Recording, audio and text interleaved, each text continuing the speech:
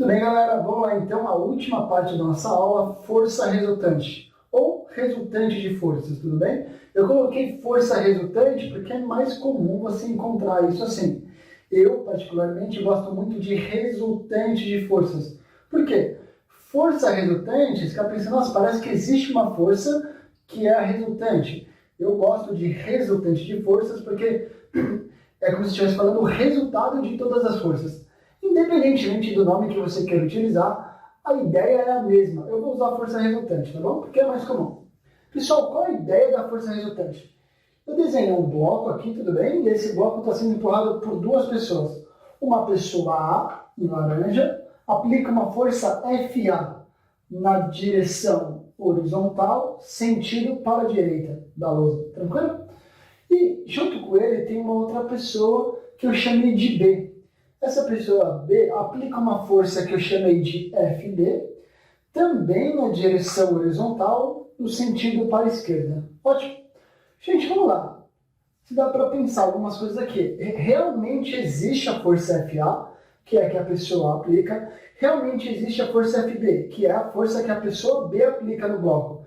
Repare que essas duas forças atuam no bloco, tudo bem? Não estou preocupado qual força atua no A ou no E. Já.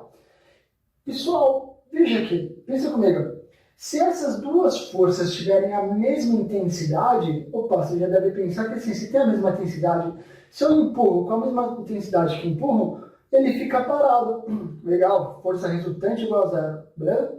Mas se por acaso, vamos dizer que a intensidade do A é maior que a intensidade do B.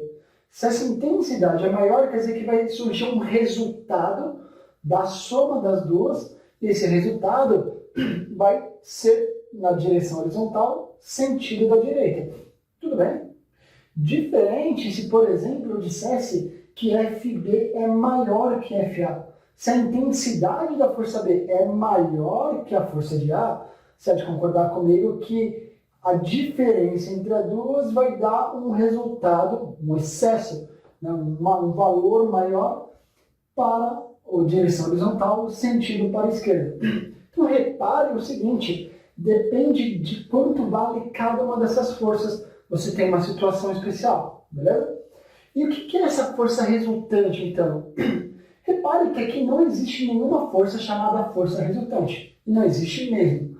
Força resultante é uma força que surge da minha imaginação, tudo bem? Você pode concordar comigo que quando essas duas forças interagem nesse bloco, há um resultado.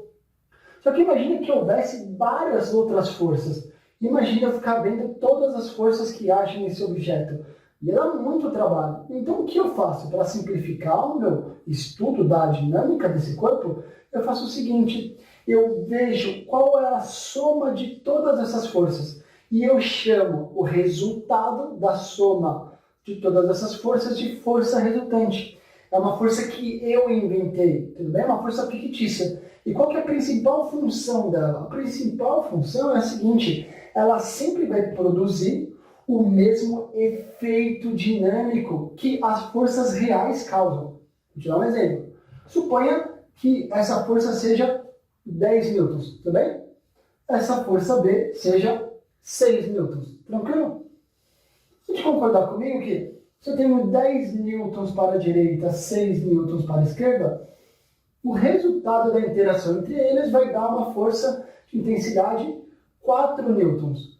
Repare que eu ter uma força 10, outra 6, subtrair uma da outra, é a mesma coisa eu dizer que existe uma força de 4 newtons naquela direção e naquele sentido. Tudo bem? Significa o seguinte, essa força resultante ela surge para facilitar o estudo da dinâmica. Então, se eu tivesse muitas forças, eu utilizaria uma única força só, que é essa força resultante ou resultante de forças. O papel dela é fazer o quê? Representar todas as forças em uma força só.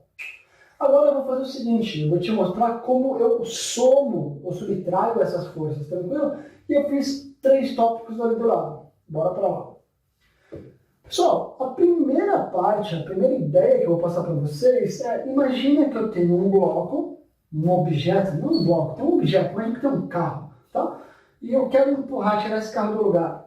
Então eu, Henrique, vou aplicar uma força e está muito difícil, eu peço para outra pessoa vir me ajudar. Concorda comigo que quando eu, esse meu colega, esse meu amigo, essa pessoa me ajuda a empurrar esse carro, nossas forças estão se somando, estamos aumentando a intensidade que nós vamos aplicar em cima desse carro. Então é o que eu tentei aplicar aqui. Imagina que essas duas pessoas estivessem desse mesmo lado e os dois estivessem empurrando o bloco naquela direção, nesse sentido, sentido para a direita. O que vai acontecer? Eu tenho a força FA e tenho a força FB. Para eu descobrir qual é o resultado, você pode concordar comigo, como eles empurram no mesmo sentido e na mesma direção, o que acontece? Eles vão somar essas forças. Então é como se eu pegasse FA, repare que eu peguei ele igualzinho, ó. Peguei FA, coloquei ele aqui, ó. Depois peguei FB e somei. Quando eu ligo essas duas setas, repare que eu coloquei a setinha de uma no começo da outra, tudo bem? Isso já dando um spoiler, é o que nós chamamos de método poligonal, tá bom? O que significa? Eu desenhar FA mais FB em laranja e roxo é a mesma coisa que eu representar essas duas forças numa só. Qual força? A força vermelha, a força resultante. Quer dizer que eu transformei essa força A mais essa força B em uma força só, que é essa força vermelha, que é a força resultante. Beleza? Isso acontece quando eles têm a mesma direção e o mesmo sentido. Só que nem sempre isso é verdade. Como, por exemplo, aqui, ó, nessa primeira situação que eu mostrei para vocês. Cada um empurra para um sentido, ainda que a direção seja a mesma, tudo bem? Então, o que acontece? Se a intensidade de um for maior do que outra, você vai ter um efeito dinâmico diferente. Então, olha o que eu fiz. Imagina que eu tenho FA está na direção horizontal, sentido da direita da lousa. FB, ela está direita para mim, tudo bem? Desculpe, para você, no caso, à esquerda. E eu tenho aqui FB nessa direção, na direção horizontal, sentido da esquerda da minha lousa. Tranquilo? O que acontece, gente? Pensa aqui comigo. Eu tenho uma força ao favor e uma força contra, vamos dizer assim. Então, como eu somo, eu ligo uma seta na outra seta. Olha aqui, ó. Eu liguei uma seta em outra, eu somei. Então, eu desenhei o meu bloco de novo e eu liguei uma seta na outra. Olha o que eu fiz. Eu comecei pelo FA, peguei FB e coloquei ele aqui, ó. Repare que sobrou. A força resultante, ela sempre começa da onde começou e ela termina onde terminou. Quer dizer que, nesse caso, a intensidade da força resultante vai ser menor. Tudo bem? Foi o exemplo que eu dei. 10 newtons, 4 newtons, 10 newtons, 6 newtons, só por quê? 4 newtons. Olha aqui, ó. 10 newtons, FA. 6 newtons, FB. Força resultante é 4 newtons para direção horizontal, sentido da direita da lousa. Tranquilo, beleza? Show? Não é tão complicado, imagina, você deve estar acompanhando. A questão é, nem sempre essas forças estão na mesma direção, elas podem ter direções diferentes. Por exemplo, aqui, ó, eu desenhei minha caixa, coloquei uma força que está na horizontal e uma força que está na vertical. Meu, fica complicado agora, né? Eu somar essas forças. Não posso mais fazer simplesmente uma adição ou uma subtração. Então, existem dois métodos para resolver esse probleminha aqui. O primeiro método é que nós chamamos de método poligonal. Como é um método poligonal? Normalmente, esse método é utilizado quando ele te dá um papel quadriculado. Tudo bem? Qual que é a ideia? Eu tenho aqui minha força FA e minha força FC. O que eu fiz? Eu peguei essa força, FA, e somei. Como se soma esse vetor? Você pega, copia um, e depois copia o outro. Liga a setinha de um com o início do outro. Tem uma coisa bem horrível que eu vou falar agora, mas enfim, eu vou dizer. Normalmente, a gente até brinca aqui. Como que faz isso? É o teorema do... É o método dos elefantes, que os elefantes andam. Como eles andam em fila, né? Eles colocam a trombinha de um no rabinho do outro. Imagina um elefante pequenininho indo com a sua mãe e ele faz o quê? Ele coloca a trombinha de um no rabinho do outro. Tudo bem? Uma maneira de se lembrar aí, tá? Então, qual que é a ideia disso? Essa força resultante, eu somei FA mais FC. A força resultante sempre começa onde começa, sempre termina onde termina. Olha a força resultante em vermelho aqui, ó. Tudo bem? Gente, repare o seguinte, se virou um triângulo retângulo, se eu sei o valor de FA, se eu sei o valor de FC, por Pitágoras, você descobre quanto que vale a força resultante. Ah, mas só dá para fazer assim? Não, eu comecei nesse primeiro exemplo somando FA, depois mais FC. E se eu inverter? Se eu começar por FC e depois copiar FA, não muda absolutamente nada, porque a força resultante tem que ser a mesma. Tudo bem? Então, olha o que eu fiz. Eu comecei pela força FC, depois eu somei, peguei FA e copiei aqui, ó. Então, a força resultante começa aonde começa, termina onde termina. Repare, de novo, virou um triângulo retângulo. E se eu sei que é um triângulo retângulo, eu consigo, fazendo Pitágoras, descobrir qual é a intensidade da força resultante. Pouco importa por qual vetor você começa. Ah, Henrique, mas tivesse mais 2 vetores aqui, sem problema nenhum.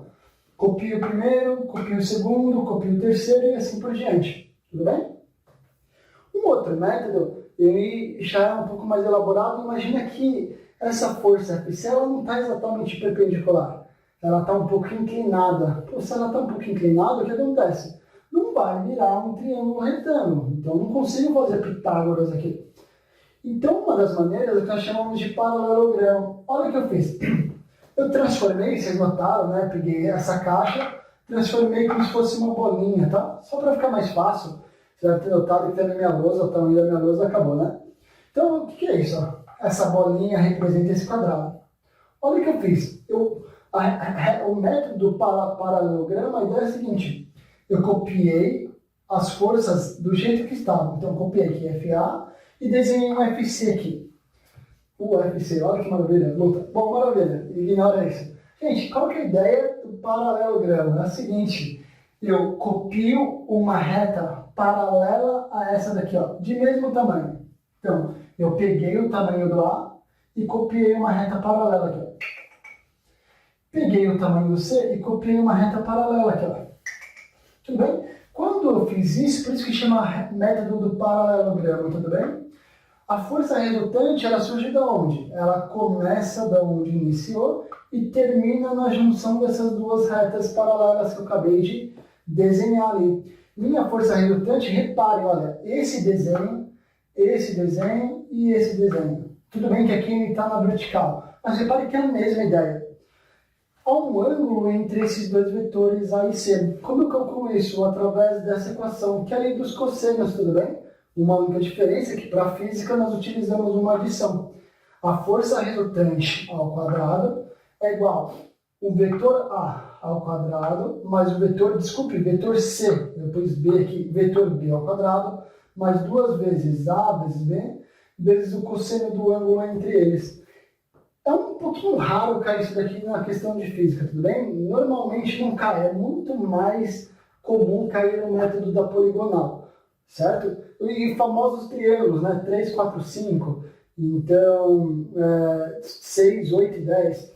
Dá para fazer pelo método poligonal na maioria das vezes. Tudo bem? Então, gente, falei com vocês hoje o que é força resultante e a gente vai aplicar isso nas próximas aulas de leis de Newton. Muito obrigado e tudo de bom.